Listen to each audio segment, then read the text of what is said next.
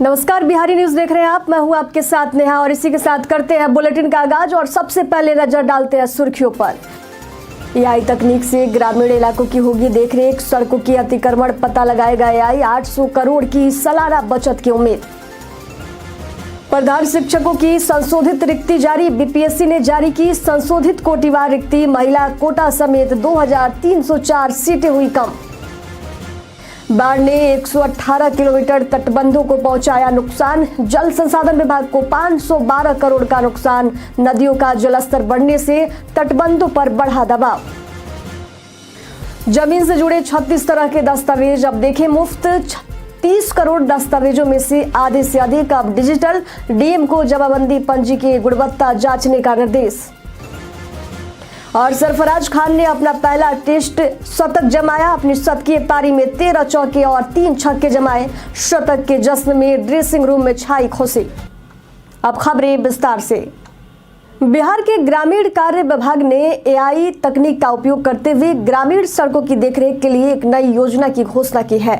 इस पहल से सालाना 800 करोड़ रुपए की बचत होने की संभावना है। शुक्रवार को आयोजित बैठक में अधिकारियों ने बताया कि ये तकनीक सड़कों के अतिक्रमण का पता लगाने में भी मदद करेगी। एक कंट्रोल कमांड सेंटर स्थापित किया जाएगा जो फील्ड इंजीनियरों के निरीक्षण की निगरानी करेगा, जिससे मानवीय हस्तक्षेप कम होगा और निरीक्षण की गुणवत्ता में सुधार होगा। जीआईएस आधारित प्रणाली का उपयोग करके सड़कों और पुलों का निरीक्षण किया जाएगा और अधिकारियों की गतिविधियों को एक डैशबोर्ड पर देखा जा सकेगा। मुख्य सचिव दीपक कुमार सिंह ने इसकी जानकारी दी है। केंद्र सरकार ने बिहार में लगभग 1000 करोड़ रुपए की बिजली परियोजनाओं को सैद्धांतिक सहमति दे दी है। ऊर्जा मंत्रालय के सचिव पंकज अग्रवाल के साथ बैठक में बिहार बिजली कंपनी के अधिकारियों ने इन परियोजनाओं को मंजूरी दिलवाई। डीपीआर तैयार है और जल्द ही केंद्र से राशि की मांग की जाएगी। इन परियोजनाओं के तहत पटना में 10 और अन्य शहरों में 35 कुल 45 नए पावर सब स्टेशनों का निर्माण होगा। बिहार में बिजली आपूर्ति की स्थिति सुधारने के लिए पावर सब स्टेशनों की औसत दूरी 30 से 35 किलोमीटर रखी जाएगी। अब राज्य के लोग अपनी जमीन से संबंधित दस्तावेज ऑनलाइन मुफ्त में देख सकेंगे और मामूली शुल्क पर डाउनलोड भी कर सकेंगे। राजस्व एवं भूमि सुधार मंत्री डॉक्टर दिलीप जायसवाल ने अधिकारियों को 36 प्रकार के राजस्व अभिलेखों से जमाबंदी पंजी और खतियान को शीघ्र डिजिटलाइज और स्कैन करने का निर्देश दिया है। बिहार में अब तक 28 से 30 करोड़ दस्तावेजों में से अधिक को डिजिटलाइज किया जा चुका है। इस प्रक्रिया के बाद सभी महत्वपूर्ण दस्तावेज भू अभिलेख पोर्टल पर उपलब्ध होंगे। डीएम को निर्देश दिया गया है कि वे जमाबंदी पंजी को स्कैन करने और उसकी गुणवत्ता जांचने का काम सुनिश्चित करें। बीपीएससी ने राज्य के प्राथमिक विद्यालयों में प्रधान शिक्षकों के पदों के लिए संशोधित कोटिवार रिक्ति की घोषणा की है। पहले जहां कुल रिक्तियों की संख्या 40,247 थी, अब यह घटकर 37,943 हो गई है। कुल सीटों में 2,304 पदों की कमी आई है। विभिन्न वर्गों की महिलाओं के लिए पूर्व में 14,093 सीटें थी जो अब 12,583 रह गई हैं। अनारक्षित वर्ग के लिए रिक्तियों की संख्या 10,081 से बढ़कर 15,180 हो गई है। सामान्य वर्ग की महिलाओं की सीटें 3,529 से बढ़कर 5,312 हो गई हैं। स्वतंत्रता सेनानी के पोता पोती की रिक्त 803 से घटकर 759 हो गई है। वही आर्थिक रूप से कमजोर वर्ग की रिक्ति 4,018 से 3,791, अनुसूचित जाति और जनजाति के लिए क्रमशः 8,041 से 6,069 और 806 से 393 पदों में कमी आई है। अत्यंत पिछड़ा वर्ग की रिक्तियां 10,056 से घटकर 6,822 हो गई हैं। पिछड़ा वर्ग की रिक्तियां जो है 7,245 से घटकर 4,549 हो गई है। दिव्यांग अभ्यर्थियों के लिए पहले 1,609 पद चिन्हित किए गए थे। आयोग सचिव सत्यप्रकाश शर्मा के अनुसार ये संशोधन सुप्रीम कोर्ट के आदेश के बाद किया गया है। जल संसाधन विभाग की रिपोर्ट के अनुसार बाढ़ ने नदियों के करीब 118 किलोमीटर तटबंधों को भारी क्षति पहुंचाई है। रिपोर्ट में बताया गया है कि कई स्थानों पर तटबंध तोड़े गए हैं और संरचनाओं को भी नुकसान हुआ है।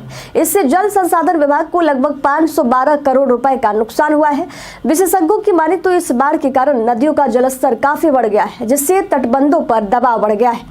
मुख्य अभियंता परिक्षेत्र पटना में 16, मुजफ्फरपुर में 7 और बीरपुर और कटिहार में एक तटबंध क्षतिग्रस्त हुए हैं। कुछ स्थानों पर पानी की गहराई 11 मीटर तक मापी गई है, जो सामान्य स्थिति की तुलना में बेहद चिंताजनक है। बिहार के चर्चित IAS संजीव हंस और पूर्व विधायक गुलाब यादव को आय से अधिक संपत्ति और मनी लॉन्ड्रिंग के आरोप में गिरफ्तार किया गया है।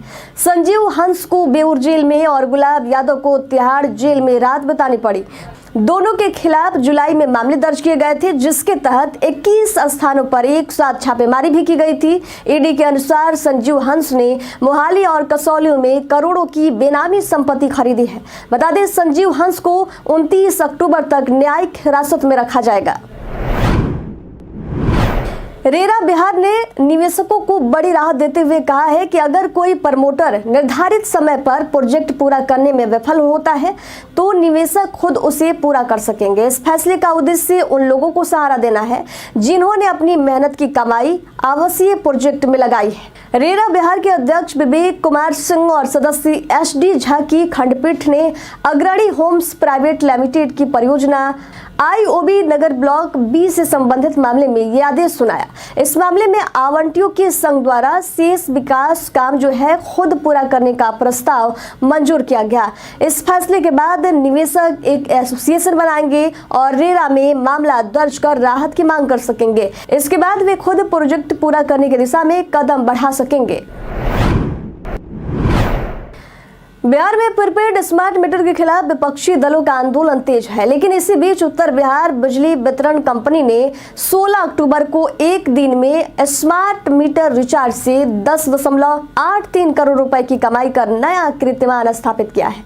कंपनी के प्रबंध निदेशक डॉक्टर नीलेश रामचंद्र तिवारी ने बताया कि 3,83,143 उपभोक्ताओं ने इस दिन रिचार्ज करवाया है, जो अक्टूबर महीने में अब तक की सबसे उच्चतम कमाई है। ये आंकड़ा कंपनी की अक्टूबर माह की औसत दैनिक कमाई 2.73 करोड़ रुपए से कहीं अधिक है। गौरतलब है कि 18 सितंबर को कंपनी ने 7.58 करोड़ रुपए की एक दिन की कमाई का रिकॉर्ड बनाया था। बाढ़ से फसल क्षति के मामले में किसानों के आवेदन की जांच में देरी को लेकर बिहार के पटना समेत 18 जिला कृषि पदाधिकारियों को कारण बताओ नोटिस जारी किया गया है। कृषि विभाग ने स्पष्ट किया है कि बाढ़ से प्रभावित किसानों की संख्या काफी अधिक है, लेकिन कृषि समन्वयकों ने केवल कुछ ही आवेदनों का सत्यापन किया है। इन 18 जिलों में खगड़िया, पश्चिमी चंपारण, किशनगंज, भागलपुर, दरभंगा, नालंदा, मधुबनी, मधेपुरा, पूर्णिया, पटना, औरंगाबाद, सुपौल, सीतामढ़ी, लखीसराय, शिवहर, शेखपुरा, कटिहार और सहरसा शामिल है। इन जिलों में फसल क्षति के लिए राज्य सरकार ने 229 करोड़ 29 लाख रुपए मुआवजे के रूप में स्वीकृत किए हैं। किसानों से फसल क्षति के दावे के आवेदन लिए जा रहे हैं और भौतिक सत्यापन के बाद उन्हें मुआवजा राशि मिलेगी। पहले चरण में 1.5 लाख हेक्टेयर क्षेत्र में फसल क्षति का अनुमान लगाया गया है। बिहार में शिक्षा विभाग ने TRI 3 के तहत 43,306 शिक्षकों की भर्ती का रोस्टर जो है बिहार लोक सेवा आयोग यानी कि BPSC को भेज दिया है। इसमें कक्षा 1 से 5 के लिए 24,902 और कक्षा 6 से 8 के लिए 18,404 पदों की रिक्तियां शामिल हैं, जो आरक्षण रोस्टर के अनुसार निर्धारित की गई है। हालांकि माध्यमिक और उच्च माध्यमिक शिक्षकों की भर्ती का रोस्टर अभी तक नहीं भेजा गया है, जिससे कुल 44,468 पद रिक्त हैं। इसी बीच BPSC ने फरवरी में प्राथमिक, मध्य विद्यालय, माध्यमिक और उच्चतर माध्यमिक शिक्षकों की 87,774 पदों को भरने के लिए भर्ती अधिसूचना जारी की थी। इस भर्ती में प्राथमिक शिक्षक के लिए 28,026, मध्य विद्यालय के शिक्षक के लिए 19,645, माध्यमिक शिक्षक के लिए 16,970 और पोस्ट ग्रेजुएट टीचर के लिए 22,373 पदों की आवश्यकता है। साथ ही 65 पद विशेष शिक्षकों के लिए भी निर्धारित किए गए हैं। और इधर बिहार के मुजफ्फरपुर पुलिस को एक बड़ी कामयाबी हाथ लगी है। राजस्व खुफिया निदेशालय यानी कि DRI ने चाइनीज लहसुन की एक बड़ी खेप को जब्त किया है। जानकारी के अनुसार शनिवार को DRI की टीम ने एक ट्रक को रोका, जिसमें 11 टन चाइनीज लहसुन छिपा हुआ था। ये खेप नेपाल से गोरखपुर होते हुए दिल्ली भेजी जा रही थी। टीम ने गुप्त सूचना के आधार पर इस कार्रवाई को अंजाम दिया और मौके से ट्रक चालक समेत 2 तस्करों को भी गिरफ्तार किया है। वही जब्त लहसुन की कीमत लगभग 28 लाख रुपए बताई जा रही है। गिरफ्तार तस्कर यूपी के कानपुर के निवासी हैं। पूछताछ में उन्होंने अन्य तस्करों के नाम भी उजागर किए हैं, जिसके आधार पर डीआरआई आगे की कार्रवाई में जुट गई है। बिहार शिक्षा विभाग ने विश्वविद्यालयों और महाविद्यालयों में वित्तीय अनुशासन लाने के लिए सख्त कदम उठाया है। विभाग ने स्पष्ट किया है कि अक्टूबर वेतन भुगतान से पहले उन शिक्षकों और कर्मचारियों का वेतन बंद कर दिया जाएगा जिनका डाटा पे रोल मैनेजमेंट पोर्टल पर अपलोड नहीं किया गया है। शुक्रवार को आयोजित एक महत्वपूर्ण बैठक में शिक्षा विभाग के अधिकारियों ने राज्य के 15 विश्वविद्यालयों के कुलसचिवों और वित्तीय पदाधिकारियों को निर्देश दिया कि सभी वित्तीय नियमों और सरकारी दिशा निर्देशों का अनुपालन सुनिश्चित करें। साथ ही विभाग ने विश्वविद्यालयों से कहा है कि वे समय पर उपयोगिता प्रमाण पत्र प्रदान करें, वरना भविष्य में दी गई राशि में कटौती की जाएगी। पटना एम्स के कार्यकारी निदेशक डॉक्टर गोपाल कृष्ण पाल पर स्वास्थ्य और परिवार कल्याण मंत्रालय की 3 सदस्यीय जांच समिति ने गंभीर आरोप लगाए हैं। समिति ने उन्हें अपने पद और अधिकार का दुरुपयोग करने का दोषी ठहराया है। मंत्रालय ने 7 अक्टूबर को उन्हें कारण बताओ नोटिस जारी किया था, जिसमें 3 दिनों के भीतर जवाब देने के लिए कहा गया था। जांच रिपोर्ट में सिफारिश की गई है कि डॉक्टर पाल को तत्काल उनकी आधिकारिक जिम्मेदारियों से मुक्त किया जाए। डॉक्टर पाल ने 10 अक्टूबर को शो कॉज के जवाब में सभी आरोपों का खंडन किया, लेकिन जब इस मामले पर उनसे संपर्क किया गया तो उन्होंने बोलने से साफ इनकार कर दिया।